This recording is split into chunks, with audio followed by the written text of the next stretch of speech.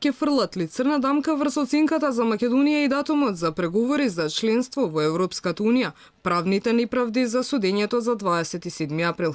За дискриминаторскиот однос на судот кон обвинетите за тероризам реагираат невладините организации кои ги следат судските процеси.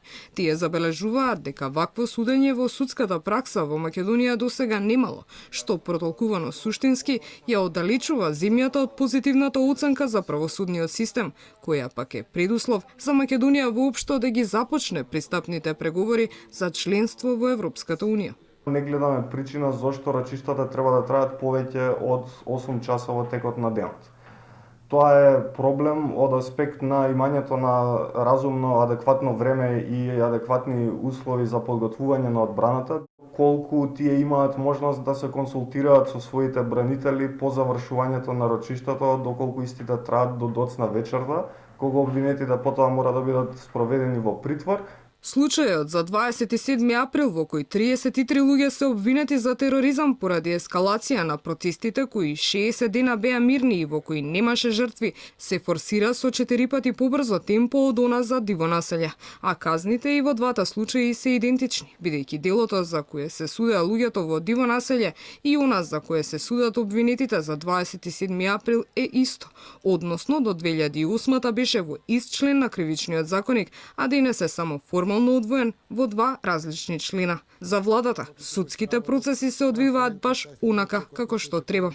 Независноста комплетна на секој судија, судечки, обвинител или слично, за да можеме да очекуваме и независност на судството, но и комплетна контрола од страна на граѓаните на правосудните органи во државата. За хаосот во правосудството преку примерот на судењето за 27 април во отворено на Алфа зборуваа и професорот Миоград Лабовиќ и адвокатот Тони Менкинуски.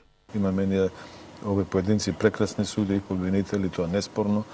Меѓутоа, видите, поголемиот дел од нив одат се овој вртат главата, знаете, како викат капата му се врти таму од кај што дува ветерот. Е страшна работа, прво и самото кривично дело тероризам не можете никако да го ставите на сите тие луѓе кои се обвинети таму. Тие луѓе веќе и се осудени за истиот ден, за истиот настан, значи имаме нешто што на вистина не влегува во принципите на фер судење. Невладините организации и познавачите го критикуваат македонскиот судски систем, а во него ништо не се менува. Со малиот капацитет, а огромниот број на случаи, без доволно финансиски средства, со рочишта во кои се прекршуваат основните човекови права, останува отворено прашање кога Македонија ќе добие добра оценка за правда и зелено светло за Европската Унија.